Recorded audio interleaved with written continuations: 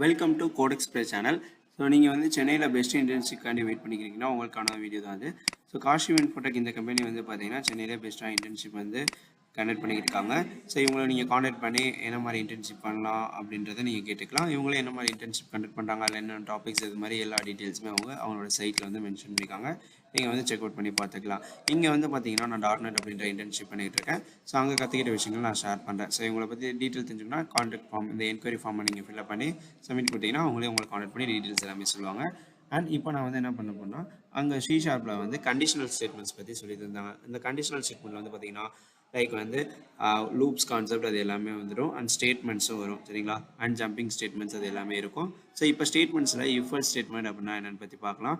So if else அப்படின்னா ஒரு condition ட்ரூவாக இருந்தால் இஃப்ன்ற கண்டிஷனுக்குள்ளே பாஸ் பண்ணோம், அப்படி இல்லைன்னா எல்ஸ்ன்ற ஸ்டேட்மெண்ட்குள்ளே பாஸ் பண்ணோம். இப்போ நான் என்ன பண்ணுறேன்னா இன்டீஜர் ஏல வந்து 10ன்னு ஒரு வேல்யூ வந்து நான் அசைன் பண்ணுறேன். அதுக்கப்புறமா இந்த கண்டிஷன் வந்து நான் செக் பண்ண போகிறேன். ஸோ செக் பண்ணுறதுக்கு நான் என்ன பண்ணுறேன்னா இஃப் அப்படின்ற இந்த ஸ்டேட்மெண்ட் வந்து நான் யூஸ் பண்ணிக்கிறேன். எங்கள் ஆர்குமெண்ட்ஸில் வந்து பார்த்தீங்கன்னா ஏ வந்து 10 விட வந்து பெரிய நம்பராக இருந்துச்சுன்னா, ஓகேவா.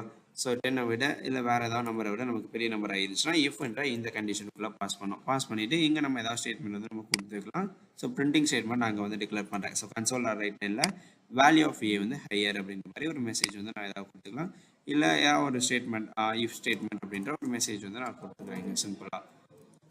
ஓகே, இது மாதிரி. அப்படி இல்லை அப்படின்னா எல் ஸ்டேட்மெண்ட்டில் நமக்கு ஒர்க் ஆகும். ஸோ இஃப்ல ஃபெயில் ஆன கண்டிஷன் வந்து எல்ஸுக்கு பாஸ் ஆகும், ஓகேவா. ஸோ இங்கே வந்து எல் ஸ்டேட்மெண்ட் அப்படின்ற ஒரு மெசேஜ் வந்து நான் கொடுத்துக்கிறேன்.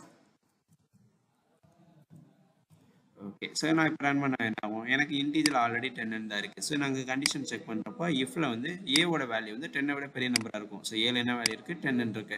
ஸோ 10 விட 10 வந்து பெரிய நம்பர் கிடையாது. ஸோ அப்போ இந்த கண்டிஷன் வந்து ஃபெயில் ஆகிரும். ஃபெயில் ஆனதும் இந்த இஃப்ன்ற இந்த பாடிக்குள்ளே போகாது, எல்ஸ்ன்ற இந்த பாடிக்குள்ளே வந்துட்டு எல் ஸ்டேட்மெண்ட் அப்படின்ற இந்த மெசேஜ் தான் வந்து நமக்கு அவுட்புட்டில் இப்போ ஷோ பண்ணோம், ரன் பண்ணோம் அப்படின்னா. ஸோ நான் ரன் பண்ணுறேன், எனக்கு வந்து எல் ஸ்டேட்மெண்ட் அப்படின்ற இந்த மெசேஜ் தான் ஷோ ஆகும், ஓகேவா. ஸோ இதே நான் இங்கே வந்து வேல்யூ வேறு ஏதாவது நான் கொடுத்துருக்கேன்னு வச்சுக்கோங்க. இன்கேஸ் 20ன்றதை நாங்கள் கொடுத்துக்கன்னா 10 காட்டி இப்போயும் நம்ம கண்டிஷன் ஃபெயில் ஆகிரும். ஸோ அதனால் நான் என்ன பண்ணேன்னா இங்கே வந்து நான் கிரேட்டர் தென் சிம்பிளை வந்து நான் சேஞ்ச் பண்ணிக்கிறேன். அதாவது லெஸர் தென் அப்படின்ற மாதிரி நம்ம கொடுத்துக்கலாம்.